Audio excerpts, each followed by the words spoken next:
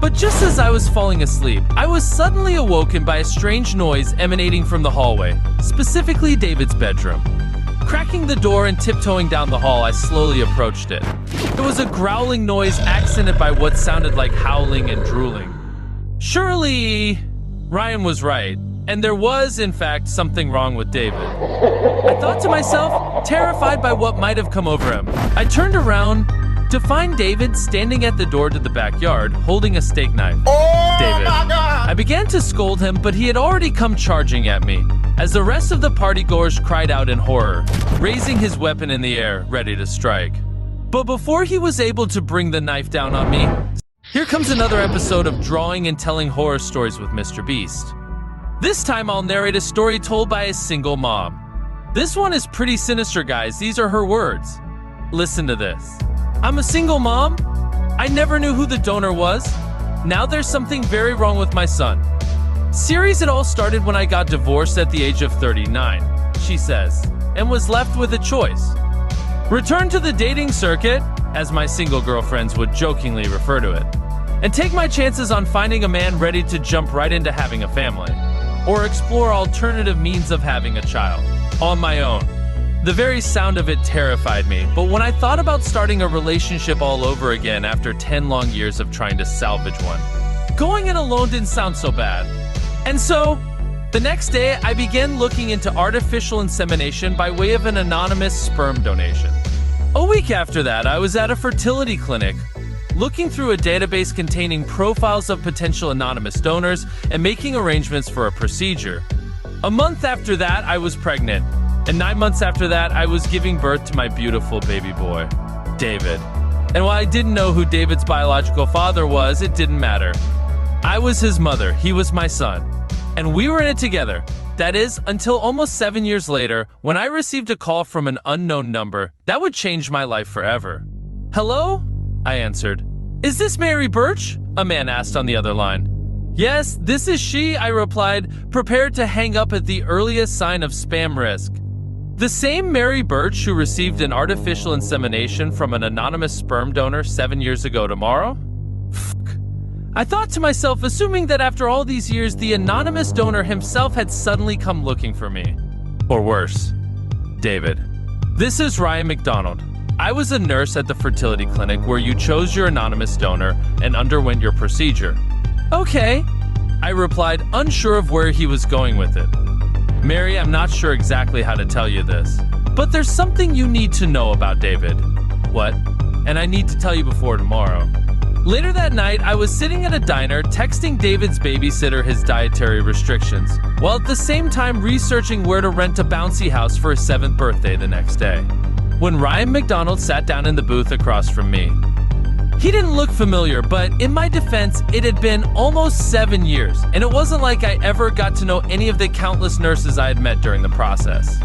This is going to be difficult to hear, Ryan began before taking a deep breath. But David isn't the only child conceived using his biological father's sperm. Fair enough. I always knew there was a chance that there were others out there, I replied, relieved to hear what I assumed was why he brought me there. But my assumption was very wrong. Yeah, but the thing is, he added before hesitating and then leaning in to whisper to me. The others. There's something very wrong with them. Oh, well, I guess I lucked out then, I said defensively, because David is the most level-headed child. I honestly couldn't have asked for a more well-behaved kid. See, that's the thing, Ryan continued. So were they, until their 7th birthdays. 7th birthdays? Well, what happened then? They turned into what? Killers! I stopped for a minute and went completely silent as he looked at me sympathetically, until I suddenly burst out laughing. Killers? That's a good one. Hold on. I called out as I looked around the diner. Where are the hidden cameras? You're pranking me, right? I'm afraid not, Mary. That's when he pulled out the newspaper clippings. There were 9 stories in total about 9 different children, each one having either gone on a killing spree or attempted to just after turning 7 years old. And according to Ryan, each one a child of the donor, as he kept referring to him. David, from what we know, is the 10th and final child, he concluded as he put the clippings back in his pocket. The whole thing was also overdramatic, so far-fetched, and so disrespectful to both me and my son, that whatever amusement I was finding in it had long faded away. Instead, it was actually starting to piss me off. If you'll excuse me, Mr. McDonald, I better be going. I'm afraid your joke has gone a little too far, I declared with a scowl as I grabbed my purse and stormed away. Wait, he called out. We need to talk about the donor. But I had already made up my mind. By the time I got home, David was fast asleep in his bedroom and the babysitter was anxiously waiting to leave. After handing her some cash and heading upstairs, I got ready for bed and put on some reality TV to help get my mind off the bizarre and unsettling encounter at the diner. But when the clock struck midnight and it officially became David's 7th birthday, I couldn't help but be reminded of Ryan's warning. See, that's the thing. So we're tee-hee dot until their 7th birthdays. Don't worry about it, it's just a bunch of nonsense, I whispered to myself as I pulled the comforter over my head, shut off the light, and turned in for the night. But just as I was falling asleep, I was suddenly awoken by a strange noise emanating from the hallway, specifically David's bedroom. Cracking the door and tiptoeing down the hall, I slowly approached it. And as I got closer and closer and closer, the noise grew louder and louder and louder, until I reached the door to David's room and was able to hear the sound more clearly. It was a growling noise accented by what sounded like howling and drooling. Surely, Ryan was right, and there was, in fact, something wrong with David. I thought to myself, terrified by what might have come over him. I stood there for a moment, frozen in place, not knowing what to do, until I eventually worked up the courage to grab the doorknob and fling open the door. Only to find David curled up in bed, watching a horror movie, its hero on the verge of being devoured by a zombie. Phew. I thought to myself, realizing that the film was the source of the unsettling sounds that I'd heard, before my relief turned to anger. David, what are you doing? It's way past your bedtime. Sorry, Mom, my son replied, looking even more scared than the movie's main character, and than I had just been, as he scrambled to find the clicker and turn off the TV. Then I remembered that it was David's birthday and suddenly felt bad, so I decided to let him watch TV until the movie ended, under one condition: that he be on his best behavior at his birthday party the next day. But despite our agreement, when David's 7th birthday party commenced in our backyard the next day, something came over him that I'd never seen before. A strange irritability, a temper that, had I not seen it with my own eyes, I wouldn't have believed he was capable of. Seemingly out of nowhere, after showing his friend Bobby one of his birthday gifts, he suddenly snatched it back and yelled, "Give it back!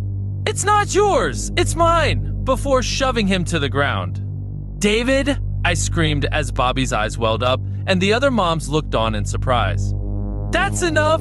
Now get inside and go to your room until I say otherwise." "But Mom!" he cried back. "I said go, now!" I insisted. But rather than continue to argue, his face suddenly turned blank, and he simply walked back inside. "Are you okay, Bobby?" I asked his friend, who had just picked himself up off the ground and appeared to be fine, before turning to Bobby's mother, Roxy. "I am so sorry about that. I have no idea what's gotten into him." But Roxy didn't say anything. She just stood there silently, her mouth agape and her eyes wide in fear, as she looked over my shoulder.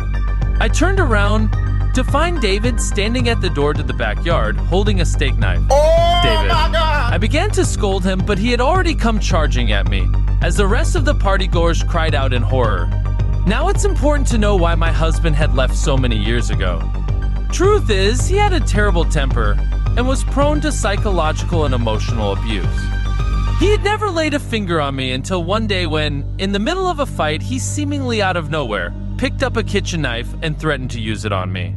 Suffice to say, a month later, we had filed for divorce, which is why, in that moment, as my child held one of his own repeating history, I simply froze as he grew closer, and closer, and closer, raising his weapon in the air, ready to strike. But before he was able to bring the knife down on me, suddenly a hand emerged out of nowhere and caught his arm, freezing his blade in midair, just an inch from my face. And when I turned to investigate who had saved me from my child, I saw Ryan McDonald standing there, a look of sorrow in his eyes, as if to say, "Told you so." But all he said was, "We have to talk about the donor."